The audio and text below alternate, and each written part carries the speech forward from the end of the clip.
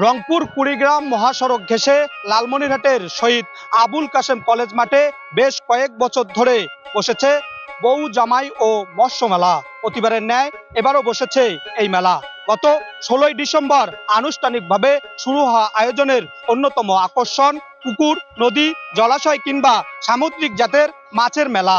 পাওয়া যাচ্ছে শোল, বোয়াল, রুই, কাতলা, ইলিশ সহ বিভিন্ন প্রকার মাছ।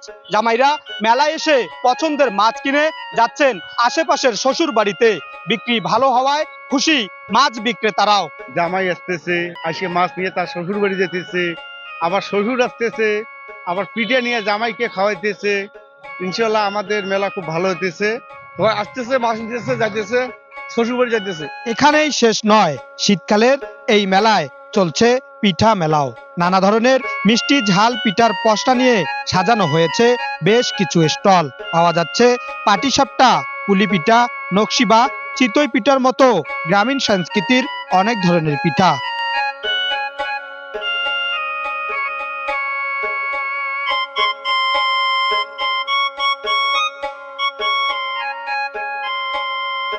শ্বশুরবাড়িতে কিনে নিয়ে যাওয়া মাছ দিয়ে পেট পুড়ে ভাত খেয়ে আবারও সকলকে নিয়ে আসছেন পিঠা খেতে। কেউ কেউ মেলা থেকে বাড়িতে কিনে নিয়ে যাচ্ছেন এসব পিঠা।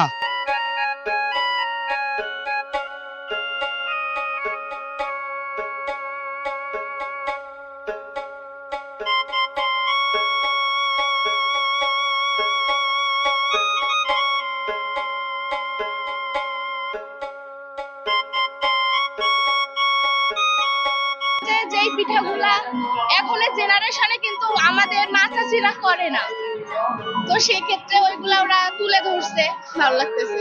বউ জামাই মেলা আমার শ্বশুরবাড়ির পাশে, তা বউ নিয়ে আসছে মেলাতে, তা মেলাতে ঘুরতেছি, ঘুরে ঘুরে মাছ নিয়ে বললো মাছ নিয়ে শ্বশুরবাড়ি চলে যাব। শিশু বিদ্যা সহ নানা বয়সের মানুষ প্রতিদিনই ভিড় করছেন মেলায়। তারা ঘুরে ফিরে নির্মল আনন্দ নিয়ে ফিরছেন বাড়িতে। আসলে আমরা মূলত বিনোদনের জন্য এখানে এসেছি। আমরা সবাইকে বউ জামাই মেলা উপলক্ষে আমরা বউ এবং জামাই সেজে এই মেলায় আমরা সবাইকে বিনোদন দেওয়ার জন্য মূলত আসা। শুধু মাছ বা পিঠার মধ্যে সীমাবদ্ধ নয় বউ জামাই মেলা। পাওয়া যাচ্ছে শিশুদের খেলনা সহ নানা ধরনের পণ্য। পাশাপাশি প্রতিদিনেই থাকছে বাঙালির সংস্কৃতির জারি, শাড়ি, ভাওয়াইয়া ও কিষান গানের মতো নানা আয়োজন। রয়েছে ম্যাজিক শো সহ নানা কিছু।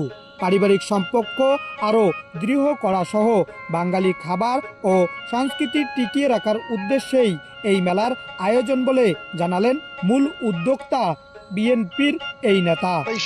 যেটি হারিয়ে যাচ্ছে, গ্রামীণ খেলাধুলা হারিয়ে যাচ্ছে, গ্রামীণ কৃষ্টি কালচার হারিয়ে যাচ্ছে, বর্তমান প্রজন্ম ভুলে যাচ্ছে পিঠার কথা, তারা ফাস্টফুডে আসক্ত হয়েছে। সবকিছু মিলে আমরা এই আয়োজনটা করে থাকি। অবশ্যই আমরা আগামী দিনে আরো ব্যাপক আয়োজন করে আরো বেশি দিন ধরে অনেক বেশি জমজমাট এই মেলার ব্যবস্থা আমরা করব। দিন যত যাচ্ছে মেলা যেন আরো জনপ্রিয় হয়ে উঠছে।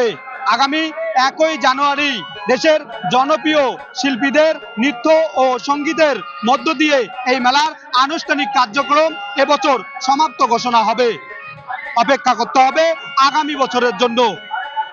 মহসিন ইসলাম শাওন, বাংলা ভিশন ডিজিটাল, লালমনিরহাট।